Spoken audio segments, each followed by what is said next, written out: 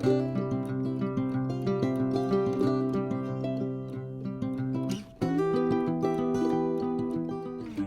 there, thanks for checking out today's video. Today, we are just going to be staining those hive bodies and some of the pieces that we constructed in the last couple of videos. So let's get inside and get started. Here we are inside the shop, and as you can see, I have all of the hive bodies, the bottom board, the top feeder, and the outer cover, all set up and ready to be finished. I chose to stain my hives just because my personal preference is I love how that looks. I have seen a lot of people paint their hives and some absolutely beautiful hand-painted designs. I guess it's up to you which finish you choose to do. For the stain, I chose Minwax Wood Finish. It's a penetrating stain in Golden Pecan.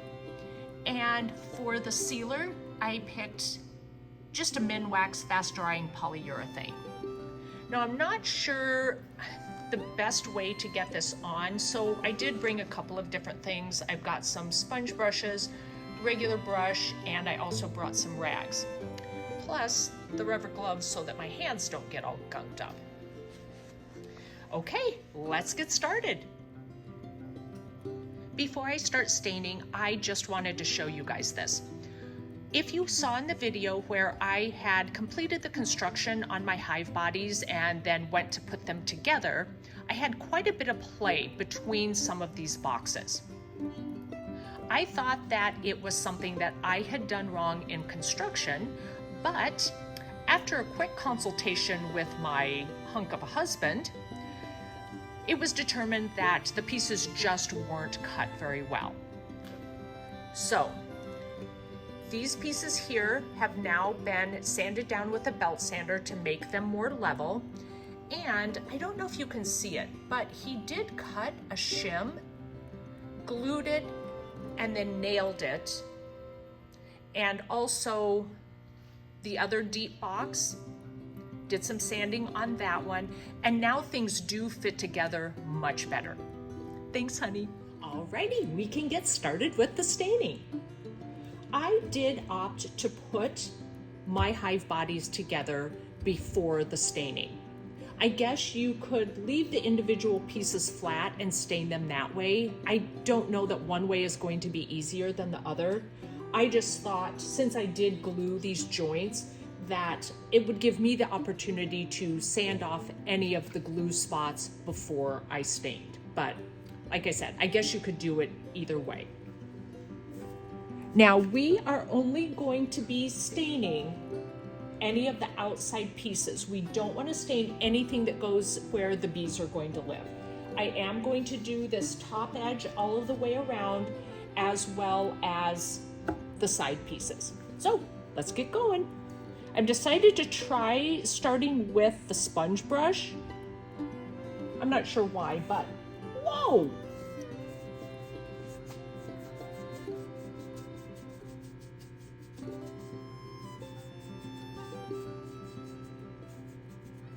That sponge holds a lot of stain. But I think it's going to be the better option, just from the standpoint that this stain is really runny, so I can't imagine. I think you would get even more leaks if you tried to do it with a brush.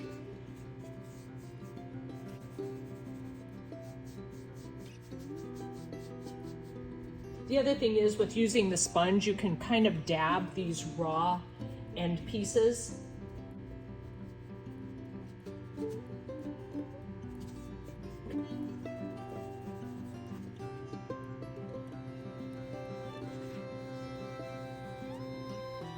So how did you guys decide to finish your beehives? Did you do a beautiful paint job? Paint them all one solid color? Or stain them?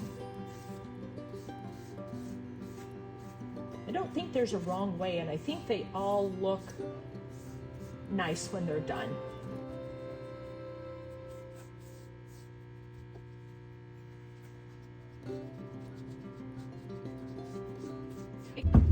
So far, this has been the fastest part of my beehive construction process.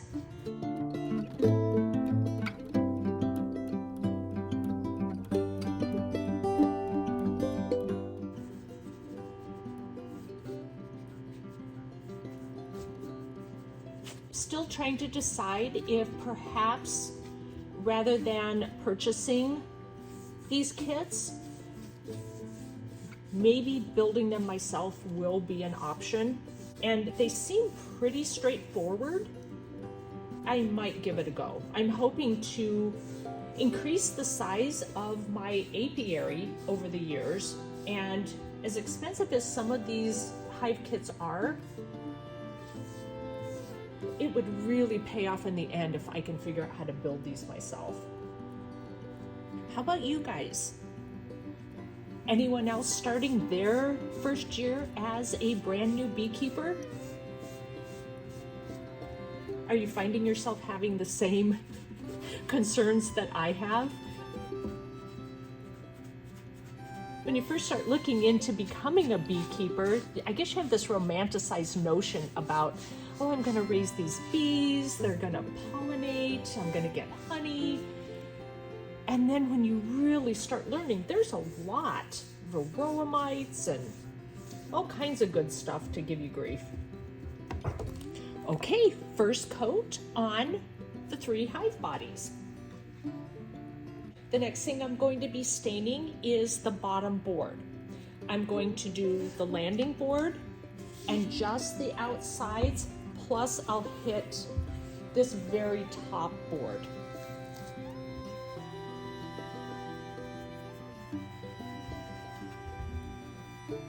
Wow, look at how pretty. Can you see the color on that one? It's staining up really beautifully. I guess I should turn it so you can see it just a little bit better. This is obviously a different kind of wood than what the hive bodies were constructed of.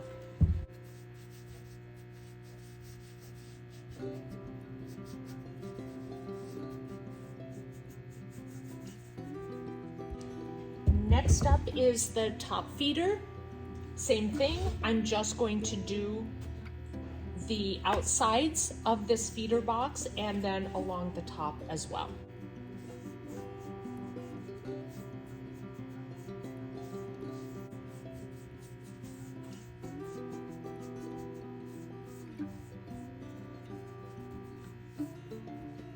Okay, the last piece I have for a first coat is the outer cover. At the risk of sounding like a broken record, but I'm going to say it anyway, I'm only going to do this outside piece and along this edge, nothing here.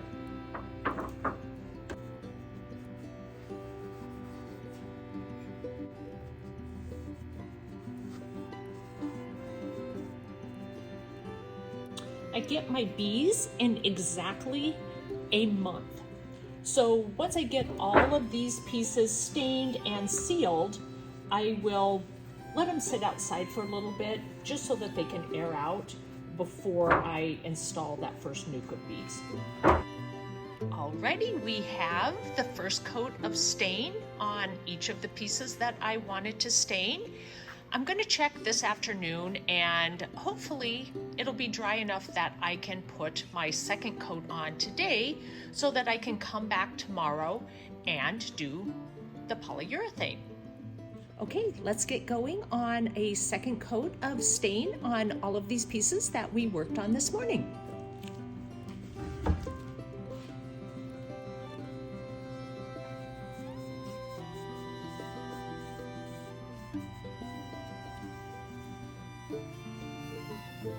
Here are all of the pieces once I got the second coat of stain on them.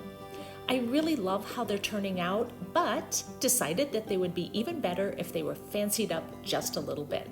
So off we went to Lady Lowe's, also known as Hobby Lobby, for some supplies. I just used a cute stencil and some acrylic paints to do the designs on the boxes. Once the paint was dry from the stenciling, I was able to do 2 coats of the polyurethane.